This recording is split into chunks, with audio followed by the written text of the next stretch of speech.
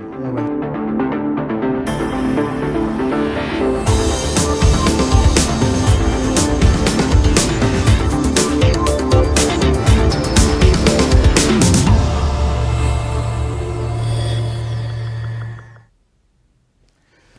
नमस्कार, कार्यक्रम अन्तर्दृष्टिको यो अर्को श्रृङ्खला। नेपाली राजनीतिमा बेला बेलामा विभिन्न विवादहरू आइरहन्छन्, तर ती विवादहरू दीर्घकालीन महत्त्वका भन्दा पनि कुनै पनि अर्थ नभएको अथवा महत्त्व नभएको विषयहरूमा पनि विवाद भइरहेकै हुन्छ। ऐन कानुनले र हाम्रा परम्परा या राजनीतिक चालचलनले निर्दिष्ट गरिसकेका विषयवस्तुहरूमा पनि राजनीतिक दलहरू आफ्नो स्वार्थलाई घुसाएर विवाद गर्दै आइरहेको देखिन्छ।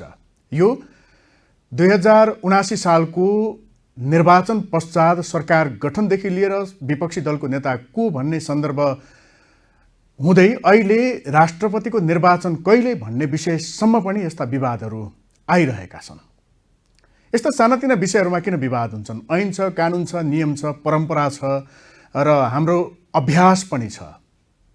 यो समयमा जनताका दैनिक विषयवस्तुहरू, जनतासँग जोडिएका विषयवस्तुहरू, रोजगारीका सन्दर्भहरू, आर्थिक विकास र समृद्धिका कुराहरूमा बहस र छलफल गर्नुपर्ने समय किन यस्ता कुराहरूमा विवाद भइरहन्छन् त? के हाम्रो संविधान ऐन कानुनहरूमै यस्ता छिद्र छन् अथवा आफ्नो स्वार्थ पूर्तिका लागि राजनीतिक दलहरू खोजी खोजी यस्ता छिद्रहरूलाई अगाडि ल्याएर आफू अनुकूल ढाल्ने प्रयत्न गर्छन्? के हो त वास्तविकता? आज हामी यो विषयमा उजागर गर्ने प्रयत्न गर्नेछौँ र यी विवादित विषयहरू के हुन्, यसलाई ठोस रूपले कसरी हेर्नुपर्छ र यसको वास्तविकता के हो, यो विषयमा केन्द्रित रहेर कुराकानी गर्छौँ। र आज हामीसँग स्टुडियोमा हुनुहुन्छ प्राध्यापक डाक्टर विपिन अधिकारी, जो संविधानविदका रूपमा परिचित हुनुहुन्छ। विशेष गरेर कानुनी राजनीतिक विषयवस्तुहरू, जटिलभन्दा जटिल विषयवस्तुहरूमा पनि पक्षधरता नलिकन स्वतन्त्र रूपले विचारधारा प्रवाह गर्न सक्ने एउटा व्यक्तित्वका रूपमा उहाँलाई लिन्छ। 2 दर्जनभन्दा बढी पुस्तकहरू उहाँका प्रकाशित भएका छन् कानुनसँग सम्बन्धित र यस विषयसँग जोडिएका। र हाल उहाँ काठमाडौँ युनिभर्सिटी स्कुल अफ लमा प्राध्यापन पनि गर्दै आउनु भएको छ। उहाँसँग आज हामी यी विषयमा केन्द्रित रहेर कुराकानी गर्छौँ। नमस्कार। नमस्ते, स्वागत छ यहाँलाई। धन्यवाद। हजुर, यो अघि मैले भूमिका बाँध्ने क्रममा पनि भने धेरै विषयहरूमा विवाद हुँदै आएको छ। अब सरकार गठन र त्यस क्रममा भएका घटनाक्रमहरू त अलिकति पुरानै भइसक्यो। अहिलेको अलिकति तातो विषय भनेको चाहिँ विपक्षी दलको नेताको र राष्ट्रपतिको निर्वाचन कहिले भन्ने सन्दर्भ, जुन सिधा रूपमा ऐन कानुन संविधानसँग पनि जोडिन्छ। यस विषयको छलफल गरेर समग्र विश्लेषणतर्फ आज जाउँ जस्तो लागेको छ। अब यहाँले प्रश्न पारिदिनुहोस् न, विपक्षी दलको नेताको सम्बन्धमा अहिले जुन विवाद भयो र कांग्रेसले दाबी गर्यो, त्यसदेखि बाहेक प्रधानमन्त्री पुष्पकमल दाहाल प्रचण्डलाई विश्वासको मत नदिएका 2 साना राजनीतिक दलहरूले पनि विवाद त्यसमा दाबी गरे। तर अहिले संघीय सचिवालयले जुन किसिमको पत्र पठायो त्यो नै मान्यता हो भनेर कांग्रेसले त्यो दाबी गर्दै आएको अथवा त्यो किसिमको बुझाइ रहेको देखिन्छ।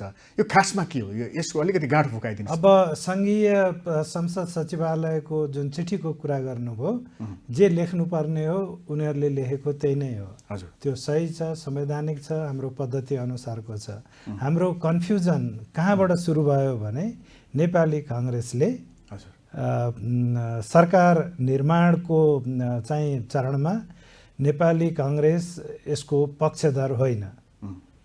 हामीले देख्यौँ सरकार प्रचण्डले बनाउनु भयो, समर्थन एमाले लगायतका दलहरूले गरे र सरकार निर्माणका लागि नेपाली कांग्रेसको अब समर्थन आवश्यक थिएन।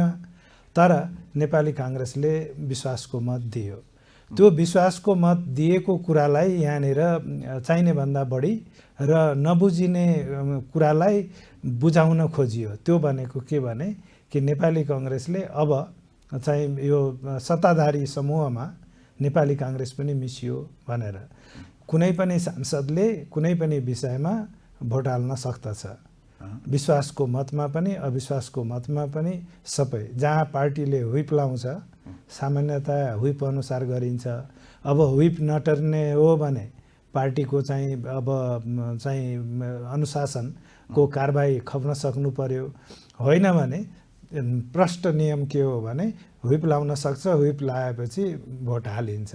अब नेपाली काङ्ग्रेसले व्हिप किन लायो त्यो चाहिँ नेपाली काङ्ग्रेसले एक्सप्लेन गर्नुपर्छ। तर ऊ सत्तापक्ष भयो नि त होइन, उसले तपाईँले भने जस्तै भोट हाल्न त पायो, मत हाल्न पायो, तर सत्तापक्ष भएन र। सत्तापक्ष हुँदैन, किनभने सत्तापक्ष त्यो सरकार गठन गर्नलाई नेपाली काङ्ग्रेस त्यो गठनको बाटोमा एउटा पार्टी चाहिँ होइन, पक्का होइन त्यो। किनभने हामीले देख्दछौँ कि सरकार गठन गर्ने प्रयासमा नेपाली काङ्ग्रेस अलगिएको हो होइन, उसले आफैले नेतृत्व गर्न खोजेको थियो। सरकार गठन गर्ने सहमतिमा पो अलगियो त, तर उसले सरकार गठन गर्न त सहयोग गर्यो नि। मत होइन, सहयोग गरेको होइन, विश्वासको मत दिएको। तपाईँले कुनै विधेयक ल्याउनु भयो, मैले तपाईँलाई भोट हालेँ। तपाईँले कुनै प्रस्ताव ल्याउनु भयो, मैले तपाईँका लागि भोट हालेँ। अब कुनै सङ्कल्प प्रस्ताव आयो, त्यसमा भोट हालेँ। त्यसको अर्थ या विश्वासको प्रस्तावमा अब सरकार निर्माण भइसकेको छ, हामी यसै प्रतिपक्ष उसै प्रतिपक्ष, हामी अब यसलाई चाहिँ यो सरकार ढल्न सक्दछ या ढलाउनुपर्छ भन्ने जब विश्वास छैन भने भोट हाल्दाखेरि बिग्रिएको केही पनि छैन। यहाँ सङ्घीय संसदको पदाधिकारी तथा सदस्यहरूको सेवा सुविधा सम्बन्धी जुन ऐन छ यति बेला मसँग छ, म यहाँलाई अब यसको मर्मज्ञ व्याख्याता हुनुहुन्छ यहाँ होइन, यसका केही बुदाहरू राख्छु है त। यसले के भन्न खोजे हो, मन्त्री परिषद गठन गर्ने वा मन्त्री परिषद गठन गर्न समर्थन गर्ने दल बाहेक भनेर भन्यो नि त। यसले त एक नम्बरमा भन्यो प्रतिनिधि सभा वा राष्ट्रिय सभामा 10% वा सोभन्दा बढी सदस्यहरू भएको दलहरूमध्ये सबैभन्दा बढी सदस्य भएको दल भन्यो। त्योभन्दा अगाडि मन्त्री परिषद गठन गर्ने जुन सहमति गरेर मन्त्रालय नै लिएर सरकारमा सहभागी भन्ने यसको व्याख्या हुनसक्छ। अर्को मन्त्री परिषद गठन गर्न समर्थन गर्ने दल हो, त्यही होइन र। त्यो समर्थन भनेको साधारण एउटा ब्याक बेन्चरको हिसाबले दिएको समर्थन भनेको होइन। त्यो समर्थन भनेको चाहिँ तपाईँको के भनेदेखि सरकार निर्माणका लागि हुनसक्छ नि। लेनदेनको प्रक्रियामा तपाईँ 8वटा 7वटा पार्टीहरू संलग्न छन् र केहीले मन्त्री पद पाए, केहीले होइन। हामी मन्त्री पद लिँदैनौँ तर सत्ताधारी दलमा चाहिँ गनिन्छौँ। हामी नियुक्ति लिउँला, एम्बेसडर बनाउँला, हाम्रा मान्छेको चाहिँ के भनेदेखि प्रदेश प्रमुखमा चाहिँ नियुक्ति गरिएला या चाहिँ अरू किसिमको जुन बेनिफिट हुन्छ शासनबाट त्यो लिउँला भन्ने आधारमा पनि समर्थन गरिन्छ। त सरकार निर्माणको प्रक्रिया र सरकारलाई त्यो उद्देश्यले गरेको समर्थन भनेको, यदि हामीले त्यो समर्थन भनेको साधारण समर्थन हो भन्यो भने त त्यो प्रावधानले त हाम्रो संसदीय व्यवस्थालाई उल्ट्याउँछ। त्यस्तो होइन। त्यो प्रष्ट रूपमा के हो भने त्यो समर्थन भनेको सरकार निर्माण सहभागिताको विषयको समर्थन हो, त्यो अन्य किसिमको समर्थन होइन। हामीले त अब सरकारलाई एउटा सांसदले तबसम्म विवेकको मत दिइरहेको हुन्छ जबसम्म व्हिप लाग्दैन। व्हिप लागेपछि व्हिप अनुसार गर्छ। विवेकको मत जहिले पनि दिन सकिन्छ। यसमा पनि विवेकको मतमा छोडिएन, व्हिप लगाइयो, व्हिप लगाएर समर्थन गराइयो। अब त्यो संवैधानिक रूपमा त्यहाँ समस्या छैन। अब प्रतिपक्ष हो भनेर यदि उसले भन्दछ भने प्रतिपक्ष हो।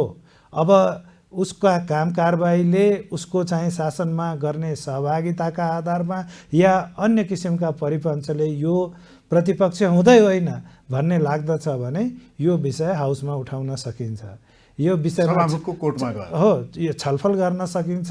सभामुखले यसका बारेमा निर्णय गर्न सक्छ। तर यो दुई वाक्यांश किन यसमा उल्लेख गरियो? जस्तो मन्त्री परिषद गठन गर्ने भनेपछि मन्त्रालय लिएर सरकारमा सहभागी भएका दल भन्ने यसमा प्रश्न बुझियो। हो, त्यो गठनका लागि समर्थन। यदि यो वाक्यांशले त्यहाँ बुझाइसक्थ्यो भने मन्त्री परिषद गठन गर्न समर्थन गर्ने दल भनेर फेरि किन भन्यो? मैले भने नि कि मन्त्रीहरूको योगदान गरेर त्यो गठनलाई सहयोग गर्ने एक किसिमको भयो, मन्त्रीहरूको योगदान नगरिकन सत्ताधारीका रूपमा समर्थन गर्ने अर्को भयो। त त्यो चाहिँ के हो भने नेपाली काङ्ग्रेसले भनेर आएको छ, हामीले सम्झिनुपर्छ कि हामी प्रतिपक्षमै बस्छौँ तर सरकारलाई अब चाहिँ यो विषयमा विश्वासको मत चाहिँ दिन्छौँ। त्यो कुरो प्रष्ट छ। यदि बोलेको कुरो र गरेको कुरामा अब यदि त्यहाँनिर चाहिँ फरक देखिन्छ भने त्यो विषय संसदीय छलफलको विषय हुन सक्दछ। सभामुखले त्यो विषयको निरूपण गर्न सक्नुहुन्छ त्यो प्रश्नको। तर त्यो भनेको चाहिँ साधारण समर्थन होइन। त्यो चाहिँ साधारण त्यसो हो भने त तपाईँको के हुन्छ भने कतिपय विषयमा सरकारले निश्चित रूपमा ल्याएका प्रस्तावहरूमा प्रतिपक्षले पनि प्रशस्त सहयोग गरिरहेको हुन्छ। त राष्ट्रिय एकताका लागि पनि गरिन्छ र कतिपय विषयहरूमा चाहिँ हाम्रो भावनात्मक एकता छ भनेर पनि गरिन्छ। त्यो सरकारसँग जोडिनु या त्यो गठबन्धन गरिनु भन्ने आधारमा बुझ्नु हुँदैन। त्यो त गुण दोषको आधारमा गर्ने समर्थनको कुरो हो। यो जुन चाहिँ तपाईँको यो ऐनको कुरा छ त्यो ऐनले गुण दोषको आधारमा गर्ने समर्थन भनेको होइन। उसले भनेको समर्थन एकदमै संसदीय स्पिरिटमा बुझ्नु पर्यो। सरकार निर्माणमा प्रत्यक्ष रूपमा गर्ने समर्थन या सरकार निर्माणमा चाहिँ क्याबिनेटमा नबसिकन गर्ने समर्थन कुरो एकदमै क्लियर छ। मैले त्यो क्याबिनेटमा नबसी गर्ने समर्थकलाई चाहिँ विपक्षी दल भन्न मिल्यो उसो भाइ? मिल्दछ। मैले भने कांग्रेस प्रमुख प्रतिपक्षी दल बन्न सक्छ? होइन, कांग्रेस प्रतिपक्ष दल नै हो। यदि कांग्रेसको क्रियाकलापले त्यस्तो देखिँदैन भने अब त्यो चाहिँ प्रश्न उठाउन सकिएला। तर मलाई लाग्दछ कि विश्वासको मत दिएको कारणले गर्दा यसको चाहिँ प्रतिपक्ष दलको पगडी चाहिँ खोसियो भन्ने होइन। त्यो त असंसदीय व्याख्या गरेको हो मान्छेले।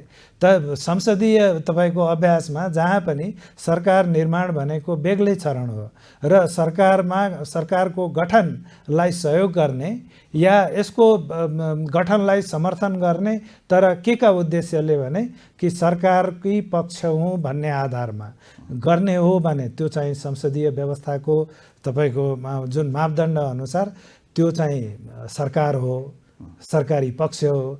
होइन भने त्यो त समर्थन त गुण दोषको आधारमा जहिले पनि गर्न सकिन्छ भन्न नेपाली कांग्रेसले भन्न सक्छ। तिम्रो चाहिँ के भने सरकार निर्माणका लागि पुग्ने सङ्ख्या पुगिसकेको छ, अब हामीले विरोध गर्नुको कुनै तात्पर्य छैन, हामी भोट दिन्छौँ भन्दा त्यो भन्न मिल्दछ।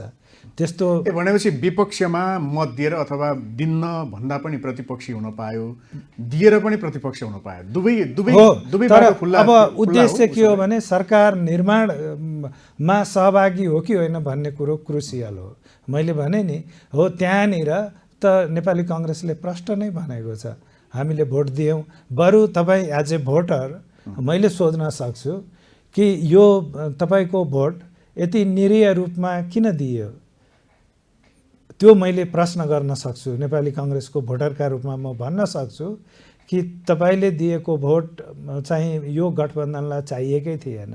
तपाईँ प्रतिपक्षमा बस्नु छ, भोट दिएर किन अप्लाई गरेको? आज सारा मान्छेले भन्दैछन् नेपाली कांग्रेसलाई स्पिकर र डेपुटी स्पिकरमा भाग चाहिएको थियो अनि भोट दियो। के अरे तपाईँको राष्ट्रपति र उपराष्ट्रपतिमा भाग चाहिएको थियो त्यसैले भोट दियो। मान्छेलाई कन्फ्युज गर्नलाई कुनै समयमा यो एमालेलाई हुत्याएर आफू सहभागी होला सरकारमा भन्ने आधारमा भोट दियो। यति नैतिकता सम्बन्धी प्रश्नहरू जुन उठिरहेका छन् त्यो मैले उठाउन सक्दछु। तर यो कुरो त चाहिँ अकाट्य छ। विश्लेषणमा हामी फेरि जाउँला। अहिले त कानुनी दृष्टिकोण हो, कानुनकै कुरा गरेको। तपाईँले ऐनलाई व्याख्या गर्दा असंसदीय व्याख्या गर्न पाइन्छ।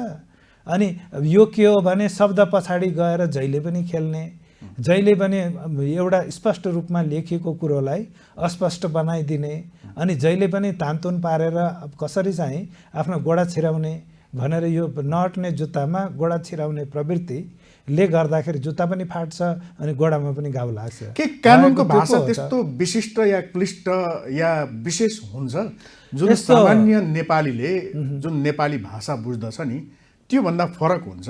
यहाँ जस्तो एउटा सामान्य नेपाली भाषाले मैले फेरि यही कुरा दोहोऱ्याएँ, यो ऐनमा रहेको बुँदा मन्त्री परिषद गठन गर्ने वा मन्त्री परिषद गठन गर्न समर्थन गर्ने दल बाहेक होइन। तपाईले भनेको अर्थ बुझ्दाखेरि त कांग्रेसले समर्थन गरेको छ, त्यसो भएको हुनाले यो प्रतिपक्षी दल हुन सक्दैन भन्ने त यसले सामान्य हिसाबले त बुझाएन। सुन्नुहोस्, एउटा म तपाईँलाई भन्छु, तपाईँलाई म सुल्टो गरी तपाईँले उल्टो गरी बुझ्नुभयो, म सुल्टो गरी सम्झाउँछु। मानौ त्यो दफामा केवल मन्त्री परिषद गठन गर्ने दल या दलहरू मात्र भनेको भए अनि र त्यसको तात्पर्य त्यो चाहिँ तपाईँको मन्त्री परिषदमा मन्त्री भएर मात्र स्पष्ट हुने भए अनि त्यस्ता दलहरूको बारेमा कसरी चाहिँ हामीले सत्तापक्ष हो भन्न सक्थ्यौँ जसका मन्त्रीहरू छैनन्। हो त्यो समर्थन भनेको चाहिँ सत्तालाई समर्थन यो के हो भने गुणदोषको आधारमा भनेको होइन, त्यो मन्त्री परिषदमा सहभागीका रूपमा समर्थन भनेको। त्यो मन्त्री भएर पनि हुन्छ नभएर पनि हुन्छ, पछि हुँला भन्ने आधारमा पनि हुन्छ। त नेपाली काङ्ग्रेस त्यसमा प्रष्ट छ। कन्फ्युजन त भोटरलाई भएको छ, किनभने म त एउटा संसदीय व्यवस्थाको विज्ञका रूपमा बोल्न सक्दछु, भोटरलाई थाहा हुँदैन। यो ऐन व्याख्या गर्दा पनि हामीले बुझ्नु पर्यो कि हामी संविधानले निर्माण गरेको संसदीय पद्धतिको रोहमा यो शब्दहरूको व्याख्या गर्दैछौँ। अब असंसदीय परिणाम आउने गरी व्याख्या गर्ने, अब त्यो त फेरि के भनेदेखि गलत कुरा हो। त्यसरी व्याख्या त्यसमा समस्या छैन। अब तर नेपाल मजदुर किसान पार्टी र राष्ट्रिय जनमोर्चाले त यही बुँदालाई समातेका छन्। हो, उहाँहरूले त्यो बुझ्नु भएन। हाम्रोमा के भइसक्यो भने हुँदा हुँदा हुँदा हुँदा यो हाम्रो असल प्रचलनहरू भनेको के हो, संसदीय व्यवस्थाका प्र्याक्टिसहरू के हुन्, सक्सेस स्टोरीहरू के हुन्। अब जुन देशमा तपाईँको संसदीय व्यवस्था उत्पत्ति भयो गरियो त्यो देशमा त संविधानै छैन, उनीहरू परम्पराका आधारमा सबै कुरो चलेका छन्। मैले यही कुरो तपाईँलाई जुन दिन चाहिँ मैले सार्वजनिक टिप्पणी गरेँ, टिप्पणी गर्नुभन्दा अगाडि मैले पनि कि यो यस्तो परिस्थितिमा भएको भए बेलायतमा के हुन्थ्यो भनेर पहिले त अध्ययन गरेँ, किताब पल्टाएर हेरेँ, अनि त्यसपछि मात्र टिप्पणी गरेँ। यस्तो उदाहरण रहेछ बेलायतमा? होइन, मैले भने उनीहरूको परम्परा हो। उनीहरूसँग या हामीसँग यस्तो अझसम्म ऐन कानुन संविधान परम्परा केही पनि छैन जसमा सांसदले भोट हाल्न पाइँदैन तर भोट हाल्ने चाहिँ विषयवस्तु उपस्थित भएको छ भन्ने त्यो ऐन हामीसँग छैन। तर अब हामीले बुझेर के बुझ्नु पर्यो, सरकार निर्माणको हामी कुरा गरिरहेको छौँ अनि गुणदोषको आधारमा दिने भोटको परम्परालाई प्रयोग गरिरहेको छौँ। अब जथाभावी निचोरेर प्रयोग गर्ने होइन नि त। त्यो त साधारण एउटा दृष्टिकोणले हेर्नुभयो भने संसदीय पद्धतिमा सरकार निर्माण कसरी हुन्छ, केवल मन्त्री पद लिएर मात्र हुन्छ त चाहिँ संयुक्त सरकारको गठन? मन्त्री पद नलिएर पनि हुन्छ। त्यो नलिएर यदि भएको छ भने त्यसलाई समर्थन गर्ने भनेको हो। अब चाहिने भन्दा बढी तन्काएर बुझ्नु चाहिँ भएन। यदि त्यसो हो भने सङ्घीय संसद सचिवालयले जुन पत्र उत्तर पठायो नेपाली काङ्ग्रेसलाई, शेरबहादुर देउवालाई सभापतिका रूपमा, जुन प्रमुख प्रतिपक्षी दलको नेताले पाउने सुविधा चाहिँ हामीले पाउनुपर्छ भनेर उसले गरेको दाबीमा जुन पत्र पठायो, जसको आधिकारिक पत्र यहाँ मसँग छ, सङ्घीय संसद सचिवालयको पत्र 2079 माघ 4 गते लेखेको पत्र, उपसचिव रामहरि थापाको हस्ताक्षरसहित। यसमा के भन्यो भने प्रतिनिधि सभामा विपक्षी दलको नेता माननीय श्री शेरबहादुर देउवाज्यूले प्रमुख विपक्षी दलको नेताको हैसियतले प्राप्त गर्ने सुविधा माग भइआएको सन्दर्भमा सो सुविधा सङ्घीय संसदका पदाधिकारी तथा सदस्यहरूको पारिश्रमिक र सुविधा सम्बन्धी ऐन 2073 को सम्बन्धित दफाहरू र अनुसूची 1 तथा अनुसूची 2 बमोजिम हुने बेहोरा निर्देशानुसार अनुरोध छ भनेर। यहाँ प्रमुख प्रतिपक्षी भनेर तोक्यो। यसमा यो व्याख्याले शेरबहादुर देउवा नै हो भनेर तोक्न सक्यो? होइन, छैन गोलमटोल, एकदमै प्रष्ट छ। त्यो लेख्नुपर्ने जे हो त्यति लेखेको छ। यो राजनीति केही पनि छैन यसमा। मैले देख्दा के देख्छु भने प्रतिपक्ष हो नै 10% भन्दा बढीको क्षमता भएको चाहिँ प्रतिपक्ष भएको हुनाले प्रमुख प्रतिपक्ष पनि हो नै, त्यो आँकडाले भन्दछ। अब सरकार निर्माण भइसकेको छ अनि त्यति मात्र होइन कि यो जुन के अरे पार्टी तपाईँ हामीले देखिरहेको छौँ सभामुखको देब्रेपट्टि गएर बसेको पनि छ। यदि सभामुखको दाहिनेपट्टि गएर बसेको भए हिजोको व्यवहार, हिजो तिमीले दिएको विश्वासको मत र आजको चाहिँ दाहिनेपट्टिको बसाइ त्यो त ऱ्याङठ्याङ मिल्यो नि, तिमी त सत्तापक्ष पो रहेछौ भन्न प्रश्न गर्न मिल्थ्यो होला। त्यो अवस्था पनि छैन। उसले जे कुरो भनिरहेको छ गरिरहेको छ। मैले भने म एउटा भोटरका रूपमा मैले प्रश्न चाहिँ गर्न सक्छु यसको आवश्यकता के थियो? भोट भनेको पावर हो नि, अनि यो कोसी बगाए जस्तो पावरलाई एकातिर खनाइदिनुको अर्थ हुन्छ? लेनदेन भनेको त जहिले पनि प्रष्ट आधारमा गर्नुपर्छ। यसले कन्फ्युजन भयो मान्छेलाई। अनि प्रमुख प्रतिपक्ष हो भने डटेर प्रमुख प्रतिपक्ष हुनु पर्यो, होइन भने यसरी भोट हालेर यसै पनि यो सरकारलाई भरे अविश्वासको प्रस्ताव ल्याउनु पर्यो भने अनि नेपाली कांग्रेससँग क्षमता पुग्दछ। त्यो क्षमता पुग्नेले अब तपाईको के भन्दाखेरि आफ्नो क्षमताको अवमूल्यन हुने गरी अहिले किन चाहिँ भोट हालेको? प्रतिपक्ष त आफ्नो पगरी लाएर जब देब्रेपट्टि नै बस्नु थियो भने देब्रेपट्टि बस्नका लागि चाहिने संस्कृति किन निर्वाह गरिएन भनेर भन्न सक्दछु। कानुनी रूपमा त्यहाँ त्रुटि छैन, संवैधानिक रूपमा त्रुटि छैन। तपाईँ एकदम स्पष्ट हुन सक्नुहुन्छ। अघि सुरुमै यहाँले एउटा गम्भीर प्रश्न, सरल तर अलिकति गम्भीर प्रश्न उठाउनु भएको थियो, किन चाहिँ भोट दियो त कांग्रेसले भन्ने सन्दर्भ चाहिँ उठान गर्न सकिन्छ। हो, त्यसको चाहिँ अब अलिकति विश्लेषणमा जाने हो भने किन दियो होला कांग्रेसले? के देखिन्छ यो सिनेरियो? मलाई थाहा छैन। अब मैले त प्रष्ट रूपमा भनेको थिएँ कांग्रेसले भोट हाल्नु हुँदैन, किनभने त्यसले एउटा त यो सरकार बनेको छ, तपाईको मेरो होइन, यो राष्ट्रिय सरकार हो कि होइन? यो मुलुकको सरकार हो, निर्वाचन पछि बनेको छ। यो देशले यदि यही गठबन्धन अहिलेका लागि स्वीकार्य भयो भने यो संविधानले सुरक्षा दिएको छ त्यो गठबन्धनलाई। अब त्यो गठबन्धनलाई विक बनाउने गरी कुनै पनि काम कारबाही गर्नु हुँदैन, जसले चाहिँ सरकारको एउटा हैसियतमा सधैँ प्रश्न उठिरहेको छ। यो घटकहरू को हुन्, को जाँदैछ, को आउँदैछ, यहाँ छिड्की हानेको हो कि भनेर यसरी भन्नु हुँदैन। हामी नेपाली कांग्रेस भनेको एउटा प्रजातान्त्रिक पार्टी हो, हार स्वीकार हुनुपर्छ, तर यो मूल्य मान्यतालाई त टाउकामा राख्नुपर्छ, अनि पो त डेमोक्रेटिक हुन्छ। हो, त्यस हुनाले मैले भने यो गर्ने काम गरेन भनेर, त्यो त मेरो एउटा भोटरको एथिक्स हो। जुन कुरो पार्टीका मान्छेहरूले, म मात्र होइन, नेपाली कांग्रेसको धेरै चाहिँ भित्रका मान्छेहरूले यसबारेमा आफ्नो स्पष्ट दृष्टिकोण राखेका थिए। म तपाईँलाई भन्छु, अरू ठाउँमा अहिलेसम्म नबनेको कुरो त नेपाली कांग्रेसको महासचिव गगन थापाले पनि मसँग टेलिफोनमा कुरा गर्नुभएको थियो। मैले उहाँलाई पनि भनेको थिएँ, होइन, तपाईँ सरकार जोइन गर्ने हो भने तपाईले एउटा धेरै ठुलो प्रश्न उपस्थित हुन्छ। यो प्रतिपक्षको वैधानिक हैसियत त्यागेर सरकारमा उपरिमा थुपरी गर्न जानुको औचित्य हुँदैन, तपाईलाई जवाफ दिन गाह्रो हुन्छ। दोस्रो, यसलाई होइन, हामी विरोध पनि गर्न चाहदैनौँ, आखिर उनीहरूको बहुमत पुगेकै छ भन्ने हिसाबको दृष्टिकोण हो भने तपाईँ भोट हालेर पक्ष विपक्ष नगर्ने हो भने एब्स्टेन गर्न सक्नुहुन्छ, एब्स्टेन गर्न सकिन्छ। र एब्स्टेन गर्नुको अर्थ म विरोध पनि गर्दिनँ, सपोर्ट पनि गर्दिनँ भन्ने हुन्छ, तपाईँलाई अवगाल पनि आउँदैन भनेर। त्यसो भए त त्यही नै गरौँला। त्यो म त यो पक्षमा छैन, त उहाँले लुकाएको पनि छैन, पब्लिकली पनि भन्नुभएको छ।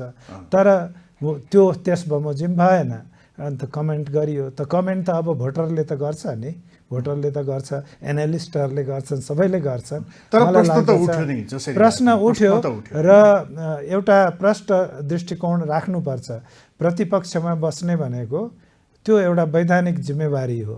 प्रतिपक्षमा के भनेदेखि त्यो चाहिँ संसद सचिवालयले उपलब्ध गराउने सानो कार्यालय, 2 जना कर्मचारी, चिया नास्ता या चाहिँ त्यो मोटर र चाहिँ सुरक्षाका लागि मात्र होइन। त्यो प्रतिपक्षमा बस्ने भनेको संवैधानिक जिम्मेवारी हो। तपाईँ सरकारको हरेक प्रस्तावको वैकल्पिक एउटा प्रस्ताव प्रतिपक्षसँग हुनुपर्छ। हरेक दृष्टिकोणको एउटा अल्टरनेटिभ दृष्टिकोण हुनुपर्दछ। जे काम गरिन्छ त्यसका बारेमा क्रिटिकल इभ्यालुएसन हुनुपर्दछ। अनि त्यो भयो भने पो त अनि प्रतिपक्षले चाहिँ शासकले शासन गर्दछ, उसको वैधानिकतालाई चाहिँ प्रतिपक्षले चुनौती दिँदैन र खालि टिप्पणी गर्दछ। र त्यसै हुनाले त्यो वैधानिकतालाई चुनौती नदिने केवल टिप्पणी मात्र गर्ने भएको हुनाले अङ्ग्रेजीमा प्रतिपक्षलाई लोयल अपोजिसन पनि भनिन्छ। तपाईँको त्यो लोयल अपोजिसन भनेको धेरै जिम्मेवारीको कुरो हो। छाया सरकार निर्माण गर्नु पर्यो, सरकारलाई हरेक ठाउँमा खेद्न सक्नु पर्यो, राम्रो कुरो छ भने सपोर्ट गर्ने, नराम्रो छ भने हो प्राइम मिनिस्टर इन वेटिङ भनेर। अब तपाईँको त्यो नगर्दाखेरि के हुन्छ भने तपाईँ प्रतिपक्षले गर्ने भनेको सरकारको ठाउँमा आफूले गएर गर्ने होइन, उसले चाहिँ नेपाली जनतालाई तपाईँ निरन्तर रूपमा एजुकेट गर्ने हो, प्रशिक्षित गर्ने हो कि हेर तिमीले कस्तोलाई म्यान्डेट दिएका छौ, शासन गर्न जान्दैन, दृष्टिकोण छैन, भ्रष्टाचारी छ, अनेक कुरा भन्न सक्नुहुन्छ। र त्यो भन्नुको तात्पर्य तिम्रो ठाउँमा मैले शासन गर्ने अधिकार पाउनुपर्छ भन्ने होइन। त्यसको तात्पर्य के हो भने कि जे सरकारले गरेको छ त्यसका बारेमा म प्रतिपक्षमा बसेर आम नेपाली जनतालाई प्रशिक्षण गर्छु, उसलाई सिकाउँछु तिमीहरूले किन गल्ती गर्यो, के कुरामा पुनरावलोकन गर्नुपर्छ। र त्यो सिभिक एजुकेसन भनेको प्रतिपक्षले गर्ने हो। अब प्रतिपक्षले हामी यता हो कि उता हो, यता मधेसतिर दाउदसिया भनिन्छ कि तपाईँको के हो भने अब मलाई थाहा छैन खाँटी नेपालीमा के भन्छन् भनेर। त्यो दाउदसिया भनेको के भने जसलाई चाहियो त्यतापट्टि जान सक्दछ। अनि प्रतिपक्ष त्यो भयो भने त प्रतिपक्ष किन चाहियो? र सबै संसदका जति राजनैतिक दलहरू छन् सबैले सरकार नै जोइन गर्ने हो भने हामीलाई संसद किन चाहियो? संसद चाहिएको प्रतिपक्षका लागि हो। र उसलाई किन चाहिएको छ भने उसँग शासनको अधिकार छैन, तर शासनलाई चाहिँ के भनेदेखि कमेन्ट गर्ने अधिकार छ, जवाफदेहिता माग गर्ने अधिकार छ, उसलाई जनतालाई प्रशिक्षण गर्ने अधिकार छ। र त्यो दृष्टिकोणमा जुन चाहिँ अल्टरनेटिभ दृष्टिकोण हो। अब त्यस्तो पार्टीले अनि अब विश्वासको मत किन हालेको होला? हाल्ने अधिकार मैले भने संवैधानिक आधारमा हाल्ने अधिकार छ। कानुनले बाटो खुल्ला गरेको छ, तर अभ्यास सही भएन हो। तर त्यो अभ्यासले तपाईँको भोटरलाई कन्फ्युज गर्यो। आम मान्छेले भन्छन् होइन काङ्ग्रेसले दुईटा गोडा दुईटा नाउँमा राखेको छ। तर अभ्यास सही ढङ्गले अगाडि नबढ्ने गरी किन ऐन कानुन बन्छन् हामी कहाँ? होइन, ऐन कानुन त यस्तो छ। हाम्रो पहिलो धेरै हाम्रो समस्या के हो भने जे कुरो प्रष्ट रूपमा छ त्यो कुरो अब ज्ञान पनि छैन, विज्ञान पनि छैन।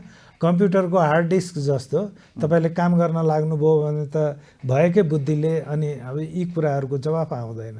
तर हामीलाई एउटा संसदीय अभ्यास को चाहिँ प्रोपर फ्रेमवर्क के हो भन्यो भने त्यहाँ कन्फ्युजन हुँदैन। हामी जस्तो प्रधानमन्त्री केपी ओलीले हाउस डिजल्भ गर्नुभयो, कुरा क्लियर थियो नि। हामीहरू संसदमा कतिपल्ट चाहिँ छलफल भएको छ, संविधान निर्माणको बेलामा संविधान सभामा बाहिर छलफल भएको छ। धेरै मान्छेले भनेका छन् यो प्रधानमन्त्रीलाई हाउस विघटन गर्ने अधिकार दिँदा देशमा अस्थिरता भयो है। त मैले त जहिले पनि भन्थेँ अस्थिरताको कारण राजनीतिक हो, त्यो अधिकार होइन। यहाँका मान्छेले बुझेनन्। संविधानमा त्यही लेखे कि अब त्यो हटाइयो। हेर्नुहोस् अघिल्लो संविधान र अहिलेको संविधानलाई हेर्नुभयो भने सर्लक्क त्यो प्रावधान हटाइएको छ। अब हटाएको कुरालाई प्रधानमन्त्रीले भन्नुभयो होइन, विघटन भन्ने शब्द लेखेको छ त यहाँ। अनि विघटन भएमा बाहेक भनेर लेखेको छ भनेपछि त्यो बाहेक भनेपछि त मैले गर्ने विघटन बाँकी नै रहेछ। किनभने उहाँले हाउसमा हिजो के डिबेट भयो भन्ने कुरो हेर्न चाहनु भएन, या त्यसलाई हेर्दा मलाई फाइदा हुँदैन भन्ने पनि सोच्नुभयो होला। त्यस हुनाले अदालतले सच्याउनु पर्यो। अनि अदालतले सच्याउँदा परमादेशको सरकार बने। अब अदालतमा जानुभयो भने अदालतले न्याय गर्छ नि, तपाईँ जाँदा पनि न्याय गर्छ, 3 करोड नेपालीलाई पनि न्याय गर्छ। अनि उसले जसरी गर्दा यो संविधानको सुरक्षा हुन्छ त्यसरी गर्यो। त्यो अधिकार यही संविधानले दिएको छ अदालतलाई। अब अदालतले जहाँ पनि चाहिँ झन्डा उठाउँदै हाम्रो कुरो यो पो हो त भनेर हिँड्न मिल्दैन।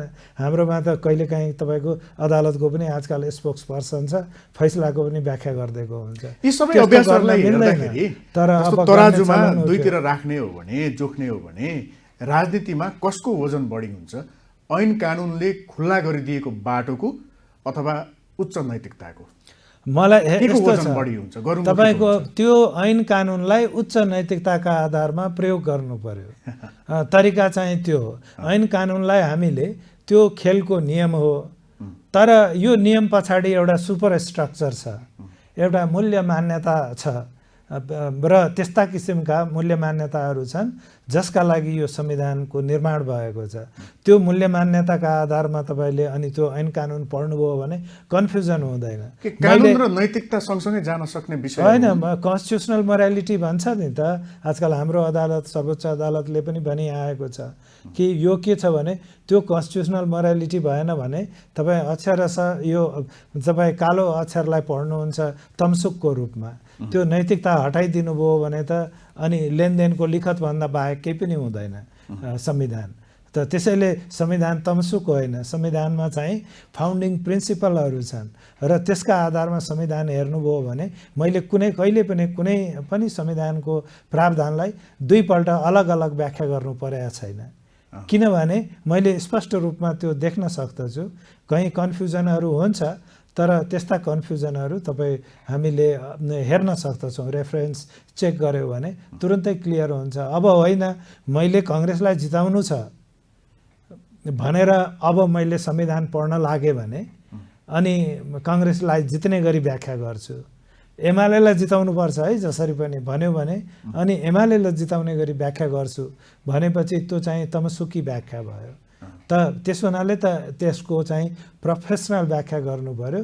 त प्रोफेसनल व्याख्या गर्दा म डिसिजन मेकर होइन कि त्यसको सुपर स्ट्रक्चर छ। त त्यति कुरो बुझियो भने कहिले पनि कन्फ्युजन हुँदैन। आज राष्ट्रपतिको कुरा पनि त्यही नै भएको। राष्ट्रपतिको चुनावमा म फेरि आउँछु। योसँग सम्बन्धित अन्तिम जिज्ञासा यहाँले राख्छु। जस्तो यहाँले दुई ढङ्गको व्याख्या गर्नुभयो नि, एउटा कानुनी व्याख्या, अर्को अभ्यास अथवा एउटा उच्च नैतिकताको व्याख्या। अब यसलाई चाहिँ कुन दृष्टिकोणबाट चाहिँ हेरिनुपर्छ त? कानुनले छुट दिएको छ, यो गर्न सकिन्छ, कानुन खुल्ला छ भन्ने ढङ्गले नै व्याख्या गर्नु चाहिँ यसको गन्तव्य हो कि, अथवा उच्च नैतिकता र अभ्यास र त्यसले ल्याउने परिणाम कि यो ढङ्गले चाहिँ व्याख्या गर्नु अहिलेको आवश्यकता हो? एउटा कानुन हेर्नु पर्यो र कानुनको चाहिँ व्याख्या गर्दाखेरि त्यो संवैधानिक नैतिकतालाई पनि हेर्नु पर्यो, अनि मात्र सही आउँदछ। जस्तो मैले भने हाम्रो अदालतले जस्तो एउटा संसदीय परिपाटी के हो भने तपाईँ हाउसको लिडर हुनुहुन्छ, अविश्वासको प्रस्ताव तपाईँको पारित भयो भने त्यही हाउसमा तपाईँ फेरि चाहिँ अर्को धारा अन्तर्गत अर्को सरकारको नेतृत्व गरेर प्रधानमन्त्री बन्न सक्नुहुन्न। त्यो संविधानमा लेखिएको छैन, तर त्यो लामो अवधिको चाहिँ संसदीय परम्परा हो। हाम्रो प्रधानमन्त्रीले मान्नु भएन, अदालतले आफ्नो फैसलामा उल्लेख गर्यो, यो अनैतिक हो, यस्तो हुँदैन। हाउसको लिडर एकपल्ट अविश्वासको प्रस्तावबाट पराजित भएपछि त्यो लिडरले फेरि अर्को सरकारको नेतृत्व गर्नु हुँदैन। बेलायती प्रणाली त के हो भने तपाईँको तुरुन्तै उसले पार्टीबाट पनि राजीनामा गर्छ, आफ्नो पदबाट पनि राजीनामा गर्छ। अब ऊ चाहिँ एउटा साधारण सांसद भएर बस्दछ यदि संसदको चाहिँ कार्यावधि बाँकी छ भने, होइन भने बिदा हुन्छ। ऊ राजनीतिमा उसले फेरि आँट गर्दैन, किनभने उसलाई के सिद्धान्त त के मानिन्छ भने कि अब हाउसले रिजेक्ट गरेको लिडरसिप हो। अनि अब त्यो कुरो छोडिदिनु भयो भने त घुमिफिरी अब नारद मुनिले त्यो के भनेदेखि हामी कथा छ नि एउटा कि बरमाला थाप्न गए जस्तो कि म जतिको योग्यलाई यो कन्याले भुल गरेको हुनुपर्छ भने जता जता जान्छन् उतै उतै चाहिँ टाउको लिँदै थाप्न गएको जुन कथा छ नि, हो त्यस्तो हुन्छ।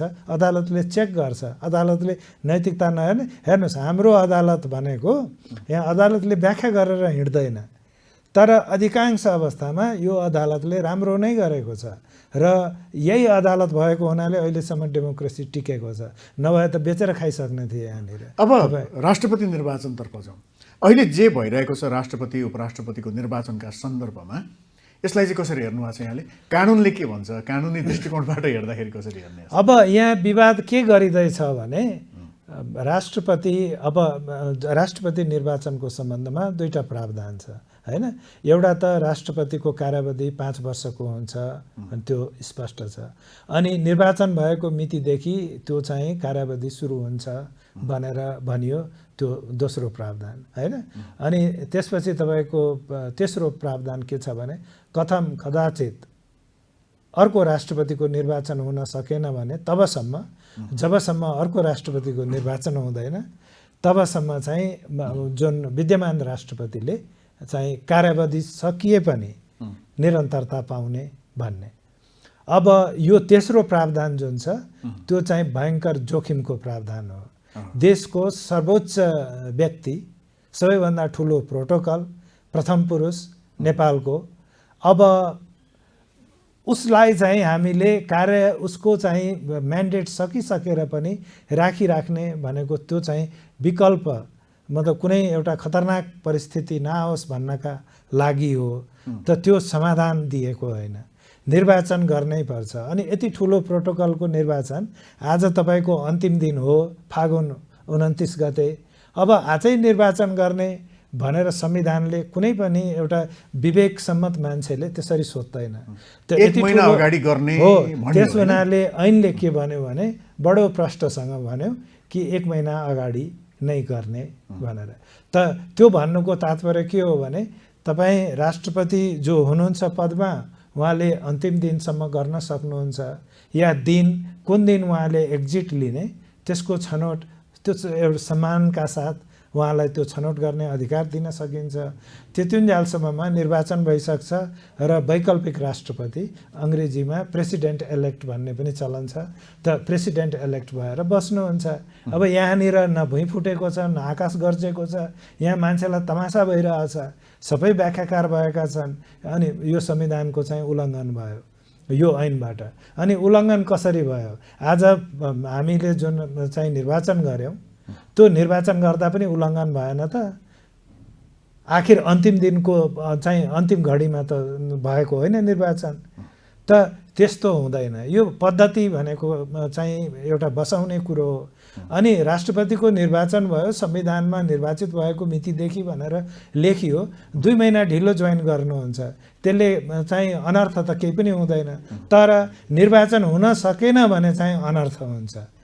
त्यस हुनाले ऐनले उल्लेख गर्यो। अब ऐनलाई जब कुनै दिन परिमार्जन गर्नु होला, यो कुरालाई अब अनुभव भएको छ, त्यसको आधारमा सोच्नु होला। तर यो न त अनकन्स्टिट्युसनल हो, न त यसको चाहिँ मूल्य मान्यताहरू अस्पष्ट छन्। यसको मूल्य मान्यता पनि स्पष्ट छ। जसले यो ऐन बनायो उसले पनि परम्पराहरू संसारमा के छन् हेरेरै बनाएको छ, दुर्घटना नहोस् भन्ने चिन्तन छ। अब राष्ट्रपतिको 15 दिन कार्यावधिबाट 15 दिन गयो, के अब भैँचाला आयो, महाभूकम्प भनेपछि माघ 29 भित्र राष्ट्रपतिको निर्वाचन भएन भने गर्ने तयारी त देखिँदैन। भएन भने यो उल्लङ्घन हुन्छ, संविधानको कानुनको ठाडो उल्लङ्घन हुन्छ। यो संविधानले चाहिँ त्यो विकल्पको व्यवस्था गरेको छ। तर हामीले के मान्नुपर्छ भने कि राष्ट्रपति जस्तो पद हामीले कार्यावधि समाप्त भइसकेको, म्यान्डेट समाप्त भइसकेको मान्छेलाई अनि त्यहाँ टिकाइराखेर, किनभने उसँग त्यो अवस्थामा त्यस्ता किसिमका अधिकारहरू प्रयोग गर्ने जुन यो संविधानले अधिकार दिएको छ त्यो नैतिक धरातल गुमिसकेको हुन्छ। हामीले यो के हो भने जुन एउटा घरमा अफिसरमा राखेको जुन सुरक्षाका व्यवस्था हुन्छ नि, सेक्युरिटीहरू राखिन्छ हो, उनीहरू जस्तो गर्न सक्दैनौँ राष्ट्रपतिका हकमा। त निर्वाचित हुने मान्छेलाई पहिले तयार गर्ने हो, निर्वाचित भइसकेर तम तयार राख्ने हो। त्यसपछि अनि जो जाँदैछ ऊ पनि त राष्ट्रपति हो जीवनभरि। अब जति राष्ट्रपति भयो, तर भविष्यमा नेपालको द्वितीय राष्ट्रपति भनेर चिनिने व्यक्ति सम्मानका साथ म चाहिँ यो यसरी चाहिँ एक्जिट लिन्छु भनेर त्यति त रिकग्नाइज गर्नुहुन्छ नि देशको प्रधानमन्त्री, देशका ठुला प्रोटोकलहरू यो जनताका लागि जीवज्यान लगाएका छन्, उनीहरूका लागि। अनि एउटा एक्जिट उनीहरूले पनि सोच्न पाउनुपर्छ। 1 महिना एकदमै सही छ। अब निर्वाचन भएन भने त उहाँले कन्टिन्यू गर्नुहुन्छ, तर जुन राष्ट्रपतिले जुन ब्यालेन्स अफ पावर, जुन चेक एन्ड ब्यालेन्स गर्दछन् हाम्रो सिस्टममा, जुन अधिकारहरूको प्रयोग गर्दछन्, जसको सर्वोच्चतालाई चाहिँ संविधानले स्वीकार गर्दछ, अब त्यो प्रयोग गर्ने हैसियत रहँदैन। त्यो जुन प्रावधान छ राष्ट्रपतिको निर्वाचन केही कारणले हुन सकेन भने भइरहेको राष्ट्रपति केही पदावधि लम्बिने, अर्को राष्ट्रपति निर्वाचित नहुँदासम्म वर्तमान अथवा मौजूदा राष्ट्रपतिले नै त्यो कार्यभार सम्हाल्ने भन्ने जुन प्रावधान छ नि, त्यहाँ त फेरि प्रश्न भनेको छ नि, विशेष कारणवश हुन नसकेको खण्डमा अहिले त यहाँले भने जस्तै नगर्नुपर्ने त कारण त केही पनि छैन। राष्ट्रपतिको निर्वाचन नगर्नुपर्ने कारण छ अहिले? यस्तो छ, अब यहाँनिर राजनीति धेरै भइरहेछ। हामी एउटा के हो भने असल मान्छेले त असल हिसाबले सोच्नुपर्छ। हामी राष्ट्रपति भनेको एउटा एकताको तपाईँको सिम्बलको रूपमा होइन, प्रतीकका रूपमा पनि लिन्छौँ। प्रधानमन्त्री भनेको जहिले पनि के हुन्छ भने एउटा इलेक्टोरल प्रोसेसबाट आउने पद भयो। को आउँछ को आउँदैन कुन रूपमा आउँछ ग्यारेन्टी गर्न सकिँदैन। राष्ट्रपति भनेको त एउटा त त्यो पद चाहिँ एकदमै तपाईँको तछाड मछाड गर्नुपर्ने पद होइन। त्यो राष्ट्रिय एकता भनेको हामीले समावेशीकरणको कत्रो ठुलो चाहिँ देशको एजेन्डा छ। संविधानको चाहिँ एउटा बेसिक एउटा स्ट्रक्चर हो त्यो कि देशलाई हामी समावेशीकरण गर्छौँ भनेर। अब एउटा मधेसीले त्यो एउटा देशको राष्ट्रपतिको चाहिँ खिताब पाउनु भयो होइन, अर्को एउटा महिलाले पाउनुभयो, जनजातिहरू छन्, दलितहरू छन्, तपाईँ के भन्दाखेरि अल्पसङ्ख्यकहरू छन्। राष्ट्रलाई एकता जुन हाम्रो आवश्यक छ त्यसलाई चाहिँ बलियो बनाउने व्यक्तिहरू खोज्नु पर्यो।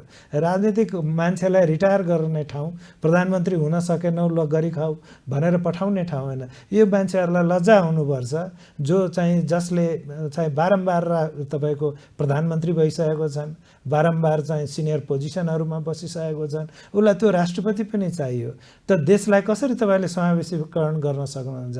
आम मान्छेलाई एउटा शेर्पालाई कसरी लाग्ला कि यो देशको उच्च पद हाम्रो कम्युनिटीले पनि कहिले पाउन सक्छ भनेर? त त्यो पाउँछ, दिनु पर्यो नि त। अनि त्यसका लागि त्यो पहिलो त मैले भने त्यसलाई राजनीति गर्नु भएन। तपाईँ राजनीतिक रूपमा कम्फर्टेबल मान्छे खोज्नुहोस्, ठिकै छ, तर राजनीति बुझेको मान्छे खोज्नुहोस्, त्यो पनि ठिक छ। तर यस्तो मान्छे खोज्नुहोस् जसले नेपाली जातिको एकतालाई चाहिँ बलियो बनाउन सक्दछ, जसले राष्ट्रपतिको पदको पावर, ग्लेमर, त्यो हाइटलाई स्थापना गर्दछ। अब हिजो सडकमा गनाइसकेको मान्छे, के अरे जिन्दाबाद र मुर्दाबादको चाहिँ विषय भइसकेको मान्छेलाई किन लग्नुहुन्छ? त्यहाँ मान्छेको शिर निहुरिने मान्छे लग्नुहोस् न। अनि छन् विकल्प, नेपालमा राम्रा मान्छेको कमी छैन।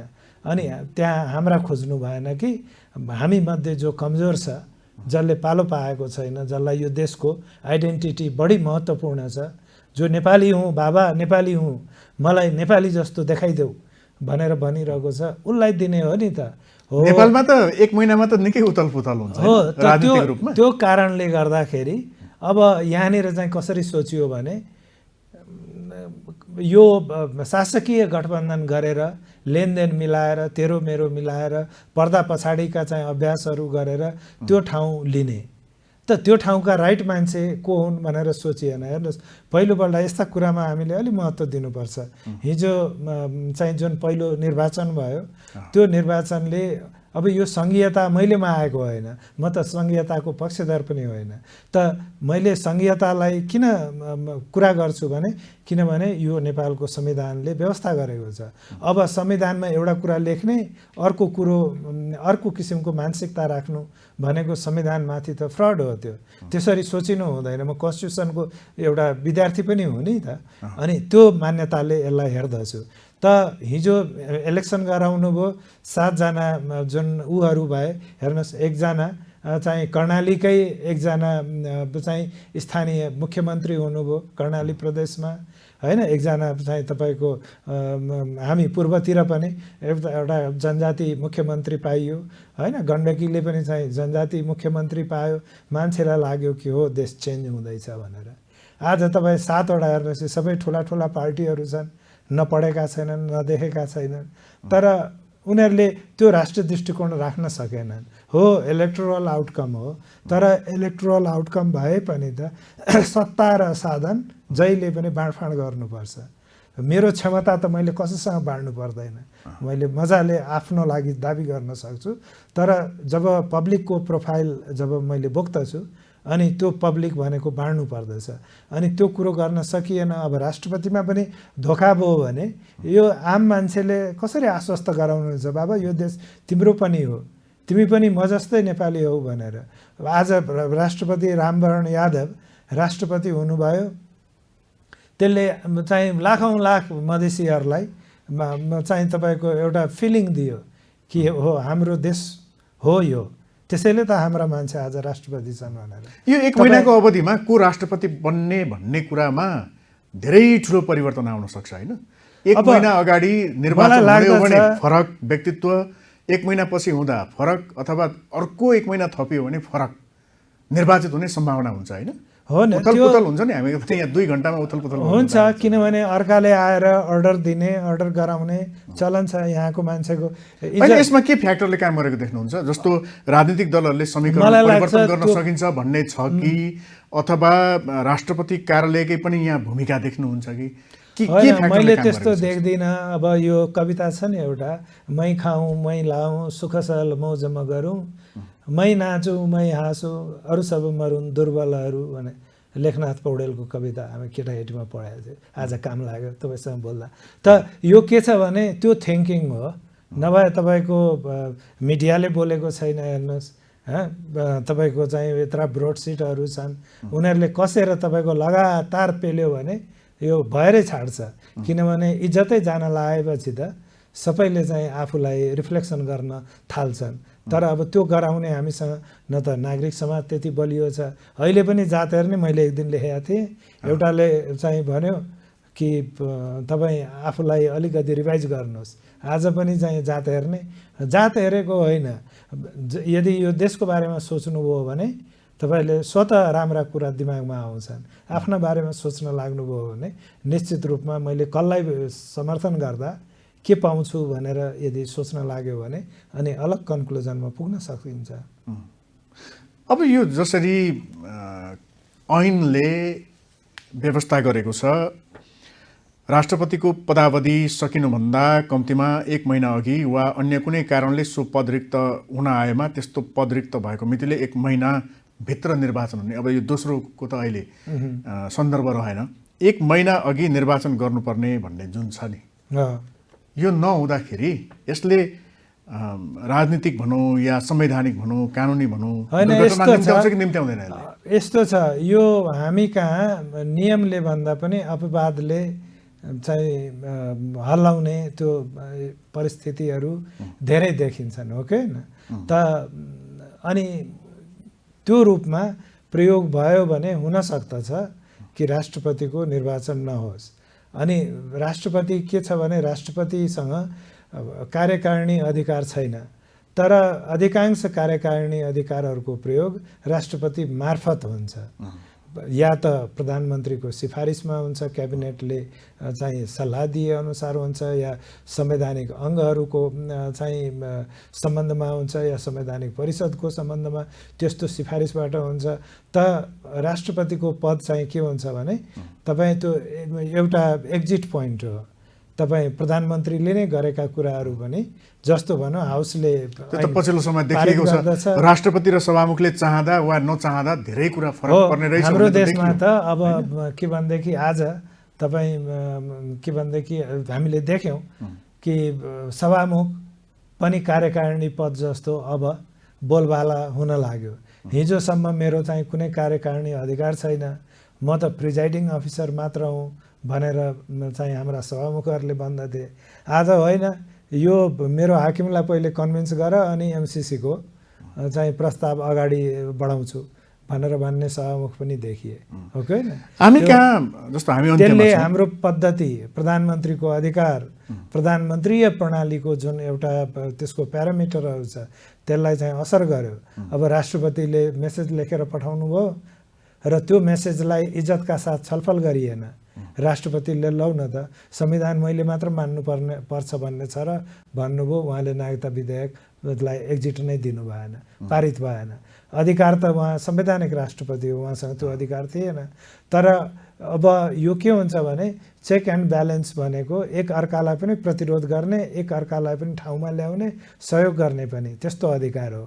अब तिमी गर्दैनौ, धेरै ठुला छौ, म सानै छु तर म पनि गर्दिनँ, ल त लागू गर नि त सडकबाट ऐन भनेर राष्ट्रपतिले त्यही आशयले उहाँले त्यसलाई अगाडि बढाउनु भएन। त सायद राष्ट्रपतिको प्रस्तावहरूलाई हामी राष्ट्रिय एउटा दृष्टिकोण तयार गरौँ, 2 दिन बढी छलफल हुन्छ, के भएको थियो र चाहिँ के प्राणै जाने अवस्था थिएन। त त्यति गरिदिएको भए राष्ट्रपतिलाई पनि लाग्ने थियो मेरो सबै कुरो आएनन् होला, तर केही कुरो त आयो नि, मेरो पदले गर्ने जति थियो त्यति त मैले गरेँ भनेर। तर उहाँलाई पनि के हो भने यो प्रोटोकल हामी जस्ताको जस्तै पास गरेर देखाइदिन्छौँ भनेर जो भनियो त्यसलाई दण्डित गर्नुभयो। त यसले के हुन्छ भने संविधान कमजोर हुँदै जान्छ। तपाईँ सबै मान्छे त कहीँ कुनै कुनामा बोलिरहेको छ, यो त ऱ्यासनल भोइस हो, सही कुरो यो पो हो भनेर भन्नु भएन भने अनि त्यसले के हुन्छ भने संविधानको अक्षरहरू त त्यही नै हो, तर भावना बिस्तारो मृत हुँदै जान्छ। अनि कुनै दिन कागजको खोस्टा भन्छ, बिपीको तपाईँले बारम्बार सुन्नुभएको होला, मलाई संविधानमा के लेखिएको छ भन्ने कुरा भन्दा पनि राजाको निष्ठा चाहिएको हो। डेमोक्रेसी तबसम्म नेपालमा सुरक्षित हुन्छ जबसम्म राजा निष्ठावान छन्। संविधानमा लेखेर सुरक्षित हुने होइन कि राजाको निष्ठाले सुरक्षित हुने हो। मैले काम गर्न पाउनु पर्यो, यो डकुमेन्टमा राजाको निष्ठा हुनु पर्यो। आखिर हेर्नुहोस्, त्यही निष्ठा नभएको कारणले गर्दा आज राजतन्त्र पनि गयो, के अरे राजतन्त्रलाई चाहिँ खेलाउन चाहनेहरू पनि गए र आज हामीसँग एउटा कथित प्रजातन्त्र मात्र हात लागेको छ। त्यो प्रजातन्त्र जुन राजा हुँदाखेरि एउटा के भने राजाको उपस्थितिले ग्यारेन्टी गर्थ्यो, त्यो स्तरको प्रजातन्त्र पनि हामीसँग छैन। हामी कहाँ ऐन कानुन संविधानहरूमा साँच्चै छिद्र छ कि छिद्र खोज्ने बानी परिसक्यो दलहरूलाई? कहाँ मलाई फाइदा हुन्छ अथवा मेरो दललाई या मेरो समूहलाई, अझ यहाँ त गुटको पनि कुरा छ, गुटलाई फाइदा हुन्छ भनेर छिद्र खोजेर हिँड्ने बानी पर्या हो कि साँच्चै छिद्र? हाम्रो पार्टीहरू कस्तो भयो भने यो सबै छिद्र अन्वेषी भए, छिद्र खोजी खोजी हिँड्ने र त्यो आफ्ना लागि खोज्ने। त्यही खोज्ने चाहिँ आर्थिक विकास समृद्धि कहाँ छ, कहाँबाट गर्न सकिन्छ, कुन प्रक्रियाबाट गर्न सकिन्छ, सम्भावना कहाँ छ, जनताका दुःख मर्का पीरहरू के हुन् भनेर अनुसन्धान गर्ने हो भने देश कहाँ पुग्छ होइन? त्यस्तो होइन। हामी कहाँ सुरुदेखि नै त्यो छिद्र खोज्ने आफ्ना लागि र त्यो आफ्ना लागि छिद्र खोज्दा अनि गलत व्याख्या हुने। पहिले के भनेदेखि यसो जनमत टेस्ट गर्ने एउटा व्याख्या राखेर अनि जनमतले स्वीकार गरे जस्तो लाग्यो भने त्यसलाई अनि 4 गुणा बढी बलले नरमदेखिको चाहिँ बल लगाएर अनि व्याख्या गर्ने। अनि व्याख्या कसले गर्ने भने संविधानको व्याख्या अब संविधानको सिद्धान्त अनुसार गर्नुहुन्छ। म वकिललाई ल्याएर व्याख्या गराउनु भयो भने मैले त मेरो पक्ष को हो हेर्छु, त्यसका लागि बोल्छु नि त। बिल आउँछ, पे हुन्छ भने त मैले मेरो निष्ठा भनेको मेरो पक्ष हो। अब हामी कहाँ के छ भनेदेखि त्यो सैद्धान्तिक इस्युहरूमा अलिकति किताब पल्टाएर हेर्ने, यो हामी मात्र होइन, त्यही छिमेकी भारतले कति राम्रो प्रयोग गरेको छ संसदीय प्रणालीको, त्यो हेर्ने फुर्सदै छैन। अब त्यही बेलायतको अङ्ग्रेजी सबैले बुझ्दछन्, हेर्न सकिन्छ।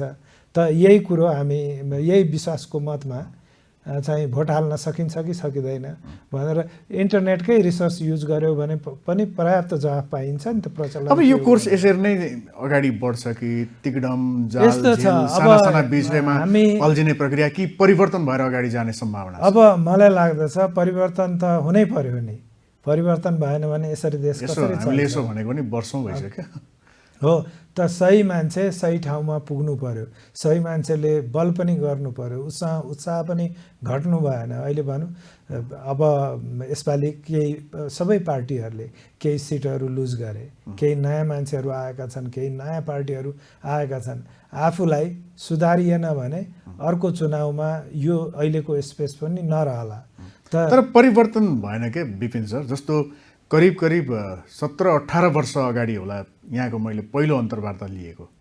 साँच्चै भन्ने हो भने त्यो 17-18 वर्ष अगाडि पनि अहिले हामी जे जस्ता विषयवस्तुमा केन्द्रित रहेर कुराकानी गऱ्यौँ त्योभन्दा खासै अलग थिएन, अथवा त्यहाँभन्दा यहाँसम्म आइपुग्दाखेरि अहिले खासै झन् अर्को कोर्समा पछाडि छ। हामीले कुराकानी गर्न पाएकै छैनौँ। यस्तो छ, हामी संविधानको हिसाबले हामी एउटा प्रजातान्त्रिक संविधान हाम्रो हातमा छ। पहिलेको संविधानभन्दा निश्चित रूपमा यो प्रोग्रेसिभ छ, तर पहिलेका मान्छेहरूको निष्ठा यो संविधानले पाउन सकेको छैन। किनभने यो संविधान ल्याउनलाई मूल्य मान्यतालाई धेरै मिचियो। तपाईँ भइरहेको संसद निर्वाचनै नभएका मान्छेलाई पनि ल्याउनु भयो, क्रान्ति भन्नुभयो, क्रान्तिको ऐनअनुसार हुन्छ भन्नुभयो। त्यो अहिलेसम्म बिचरा पार पाउन सकेको छैन। अब त्यही हामी यो संविधान भनेको त हामीले जे भन्यो त्यो पो हो त। हामी हौँ जे हौँ, हामीले व्याख्या गर्ने हो। त्यो अदालतले राजनीति गर्छन्, चुप लागेर खारेज गर्ने हो नि मुद्दा भन्ने टाइपको दृष्टिकोण देशमा व्याप्त भयो। त अहिलेसम्म पनि यदि टिकेको छ भने यो अदालतकै कारणले टिकेको हो। किनभने क्रुसियल इस्युहरूमा अदालतले गोडा कमाएको छैन र गल्ती पनि गरेको छैन। तर अदालतबाट देश चल्नु सही कुरा हो र। तर त्यहाँनिर के छ भने अदालतको त एउटा लिमिट छ। तपाईँ अदालतले डे टु डे एडमिनिस्ट्रेसन गर्दैन। एउटा कुराको जवाफ खोज्नलाई 6 महिना लाग्छ, 8 महिना लाग्छ। त्यो प्रक्रिया भनेको न्यायको प्रक्रिया डिफल्टरहरूका लागि हो होइन। हामीले त एउटा सर्वसाधारणको हिसाबले संविधानलाई रियालिटी अफ पावर बनाउनु पर्यो। त त्यो बनाउनलाई अहिले भएका पार्टीहरूबाटै चाहिँ त्यो शक्तिको प्रस्फुटन हुनु पर्यो, जसले चाहिँ नेतृत्व लिन सकोस्। हाम्रो समस्या त्यहाँनिर हो। हस्, धन्यवाद। हस्, धन्यवाद। Thank you.